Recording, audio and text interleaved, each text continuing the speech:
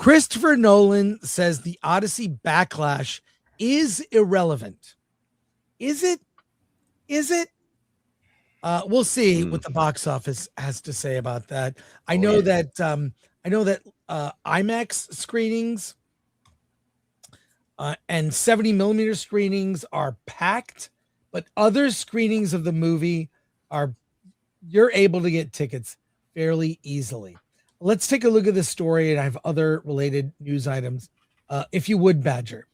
Yeah. So in an interview with The Telegraph, Nolan dismissed the pre-release controversy, saying debates happening before audiences see the film are always irrelevant because no one yet knows what the movie actually is. Nolan compared the situation to the criticism he faced when making his The Dark Knight trilogy. He said that after spending a decade dealing with strong fan opinions about Batman, he learned that a filmmaker cannot focus on outside noise and instead must create the strongest, most sincere interpretation possible, that it comes with the territory. What you have to do is honor the original text by interpreting it in the strongest way you personally can. Elon Musk became one of the loudest critics after reports that Lupita Nyong'o would play Helen of Troy. Musk wrote that Nolan had lost his integrity and later suggested the director was changing characters' races to win awards. Responding to complaints that the armor looked similar to Batman's suit, Nolan told Time that the design was based on historical theories about blackened bronze used in the Mycenaean era. Well, what do you guys think of this? Is he brushing it off? I mean, what can you say about this? There is a backlash if you pay attention to social media. If you go to a movie theater, is it going to matter?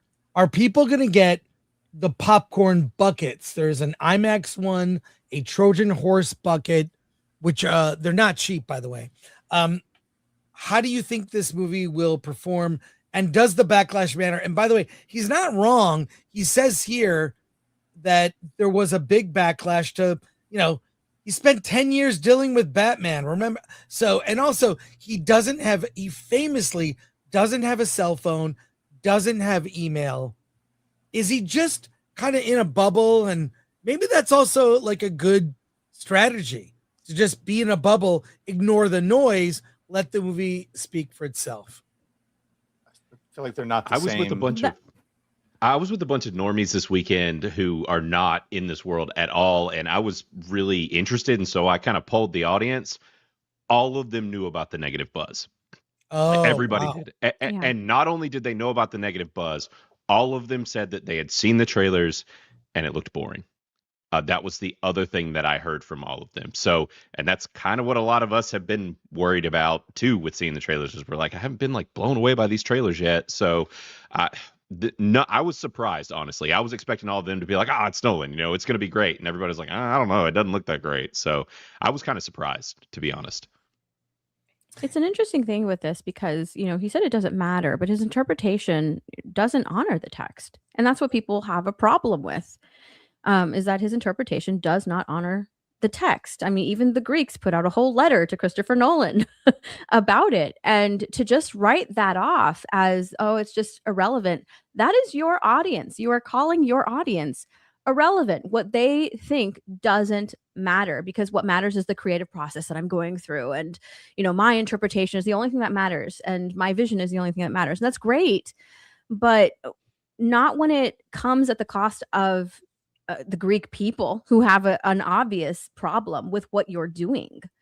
So I think that, yes, he might be in a little bubble of his own, but at the same time, like, he needs to kind of come out of it and really make a statement, because comic book fans are very different. Like, that is something extremely different. It's not relatable to this at all. With this, you're insulting a whole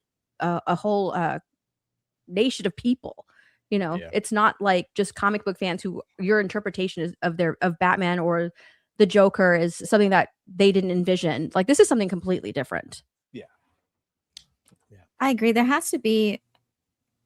I agree with some of what Christopher Nolan said, that he did another interview on the Amy Poehler podcast, and I released a video talking about that and breaking it down, where he said that you can't beat people's expectations, but what you have to trust that what they want from you is your most sincere attempt to do justice to the material and to do that with seriousness and appreciation to the original text, but it has to be your own interpretation. So he was, and I understand that to a degree. I do get that you're coming at this from a director's standpoint and telling this story from a visual perspective and having to adapt to that.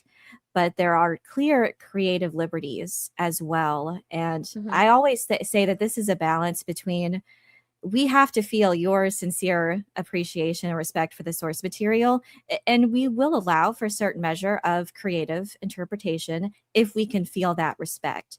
And because at the end of the day, this movie would not exist without the author's work. This is their story, and I feel that they are more stewards of it. And yeah, I always say it's a balance between your interpretation, but the utmost respect should be towards the original source material. That's how I feel about it. Exactly. Yeah. Fidelity to the source material to me is the number one thing. If it feels like this is paying like respect to Greek culture, Greek history, Greek mythology, you know, you can only subvert people's expectations so much. Like putting a rapper in this thing is just like, okay, all right, come on. What are we doing here? At some point in time, you've gone too far. You've gone so far off the reservation that it doesn't even feel like this is going to be the Odyssey. So I think that's the biggest problem. And to say that the backlash is irrelevant, well, they were the one locking the replies on their own Twitter X page. You know, they locked the replies. They've been hiding replies. So apparently the backlash is relevant to somebody because somebody went through the trouble of locking replies off. So it's like, okay, Chris, maybe you're in the bubble. Maybe you don't get it, but the backlash is here. And I absolutely believe it's 100% relevant. You know, take that for what it is. And it's very interesting when you listen to all of the interviews, and it's more specifically like the women of the Odyssey giving their interviews and their little sound bites for social media. It's kind of interesting because you have Samantha Morton saying, like, talking about the vilification of women.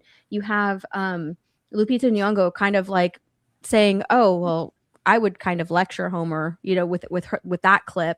Lecturing Homer. You have Anne Hathaway saying that, well, now Penelope is Odysseus' equal. Like, she loves what Christopher Nolan did with the script because she gives the women so much more time with the script. It kind of reads as the talks that they had with Christopher Nolan made it seem as if Homer didn't do the women justice, and now my interpretation is going to fix that. That's what these interviews sort of read to me.